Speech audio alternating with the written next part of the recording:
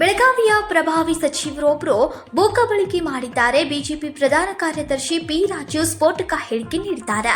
ಬೆಳಗಾವಿಯಲ್ಲಿ ಸುದ್ದಿಗೋಷ್ಠಿ ನಡೆಸಿ ಮಾತನಾಡಿದ ಬಿಜೆಪಿ ಪ್ರಧಾನ ಕಾರ್ಯದರ್ಶಿ ಪಿ ರಾಜೀವ್, ಬೆಳಗಾವಿಯ ಪ್ರಭಾವಿ ಸಚಿವರೊಬ್ಬರು ಭೂಕಬಳಿಕೆ ಮಾಡಿದ್ದಾರೆ, ಶೀಘ್ರದಲ್ಲಿ ದಾಖಲೆ ಬಿಡುಗಡೆ ಮಾಡ್ತೇವೆ ಎಂದು ಸ್ಫೋಟಕ ಹೇಳಿಕೆಯನ್ನ ನೀಡಿದ್ರು. ಮುಖ್ಯಮಂತ್ರಿ ಸಿದ್ದರಾಮಯ್ಯ ಅವರು ಮೋಡಾ ಪ್ರಕರಣದಲ್ಲಿ ತಮ್ಮ ತಪ್ಪನ್ನ ಮುಚ್ಚಲೆಂದೇ ಮನೀಶ್ ಕರ್ಬೀಕರ್ ಅವರನ್ನ ಲೋಕಾಯುಕ್ತದ ಹೆಚ್ಚುವರಿ ಪೊಲೀಸ್ ಮಹಾನಿರ್ದೇಶಕರನ್ನಾಗಿ ನೇಮಿಸಿದ್ದಾರೆ ಎಂದು ಆರೋಪಿಸಿದ್ರು. ಜವಾಬ್ದಾರಿಯುತ ಸ್ಥಾನದಲ್ಲಿ ಇರುವಂತಹ ವ್ಯಕ್ತಿಯಾಗಿ ಹೇಳ್ತಾ ಇದ್ದೀನಿ, ಮಾಹಿತಿಗಳನ್ನ ಕಲೆಕ್ಟ್ ಬಿಜೆಪಿಯಲ್ಲಿ ಸ್ವಲ್ಪ ದಿನದಲ್ಲಿಯೇ ನಿಮ್ಮ ಮುಂದೆ ದಾಖಲೆಗಳ ಜೊತೆಗೆ ಮುಂದೆ ಬರ್ತದೆ. ಅದೇ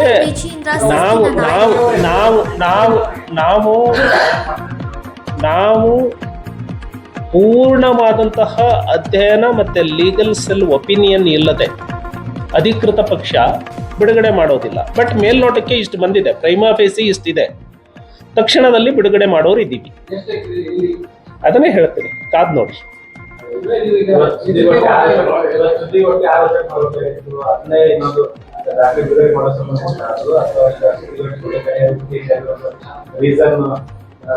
ಸರ್, ಈಗ ಕಳಂಕಿತ ಮುಖ್ಯಮಂತ್ರಿಗಳು ಕಾನೂನಿನ ಕುಣಿಕೆಯನ್ನ ಎದುರಿಸ್ತಾ ಇದ್ದಾರೆ. ಸೊ ಅದರೊಟ್ಟಿಗೆ ಪಕ್ಷ ಹೋರಾಟವನ್ನು ಕೈಗೊಳ್ತಾ ಇದೆ. ಮುಂದಿನ ಹಂತದಲ್ಲಿ ಒಂದೊಂದೇ ದಾಖಲೆಗಳು ಬಿಡುಗಡೆ ಆಗ್ತವೆ. ನಾನೇ ಹೇಳ್ತೀನಿ, ನಾನು ಮುಂದಾದ್ರೂ ಹೇಳಲ್ಲ ಅಂತ ಇಲ್ಲ, ನಾನೇ ಹೇಳ್ತೀನಿ. ಅಲ್ಲ, ಆ ದಾಖಲೆಗಳು ಪೂರ್ಣವಾಗಿ ಈಗ ಒಂದು 70% ದಾಖಲೆಗಳು ನನ್ನ ಕೈಗೆ ಸೇರಿದಾವೆ. ಇನ್ನು 30% ದಾಖಲೆಗಳು ಬಂದ ಮೇಲೆ ಇಲ್ಲ, ನಾನೇ ಬರ್ತೀನಿ, ನಾನೇ ಹೇಳ್ತೀನಿ, ನಾನೇ ಹೇಳೋದು.